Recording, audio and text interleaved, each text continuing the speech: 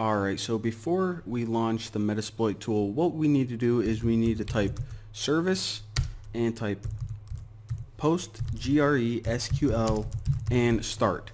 So this just starts the database to store all of the Metasploit exploits, and that way everything runs a little bit faster.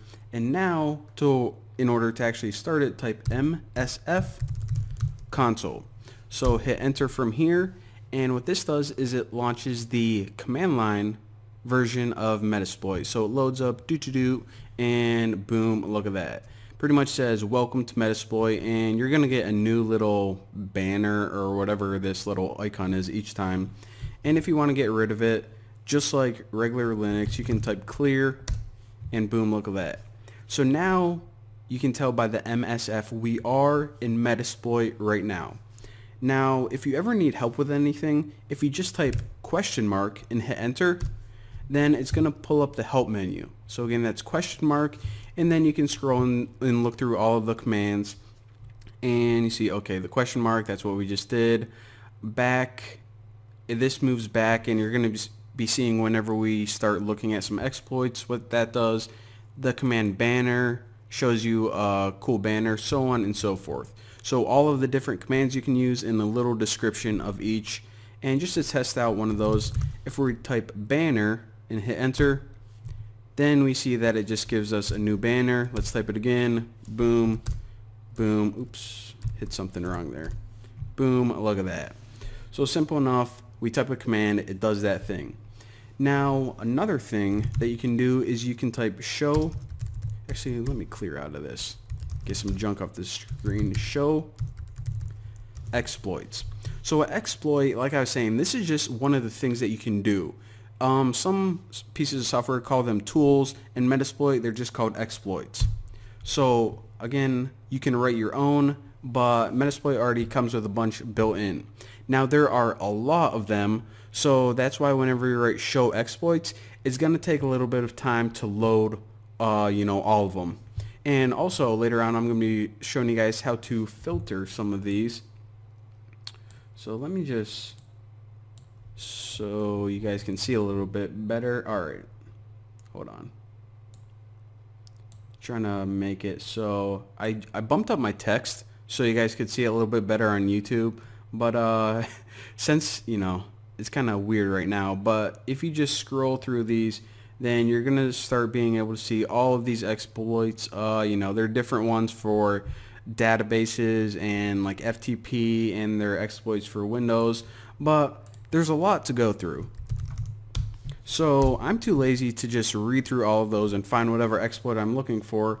So say that I just want to find an exploit related to MySQL. I have a MySQL database and I want to, make sure there aren't any issues with it. So what you can do is you can just write search MySQL or whatever keyword you're looking for.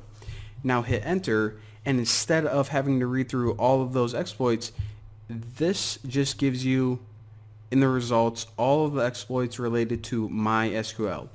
So on the left it gives you the name of it, and on the right it gives you a little description. So let me scroll down and let me find one. Alright, so this one looks pretty good right here. Right click and copy.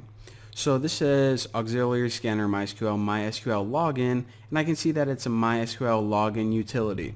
So it sounds like this could be, a tool used to find some issues with the login of MySQL. So once you have that copied, if you ever want to get a little more information about it other than, that short little description on the right, you can just type info and paste in the name of the exploit and hit enter. So now we can see, okay, it gives you a bunch of information about the tool. There you go, provided by, and this is whoever made it. And now here's a little more detailed description. So this module queries a MySQL instance for a specific username and password. So alright, we can use this to test, of course, like it said, a MySQL instance. Now in order to actually use it, then what we need to do is we need to type the keyword use and then the name of the exploit. So again, what people typically do is they write search for whatever they're searching for, FTP, MySQL, whatever, They go through the exploits and read whatever one they want. They get some info about it, and if it looks like something they want to use, then type use, then the name of the exploit, and hit enter. So now we can see what's going on is it put us into this exploit. So we are now using the MySQL login tool or exploit, whatever you want to call it. And I'm going to be showing you guys in details how to use these tools later on. I just want to give you guys a quick overview right now. But the thing is, if you ever want to get back to where you were, like you're like, okay, actually I made sure before that my database was good, so I'm not really worried about this. All you do is you type the keyword back, and it'll put you back into the normal Metasploit command line. So that's how you find exploits. That's how you get more information about them. That's how you use them.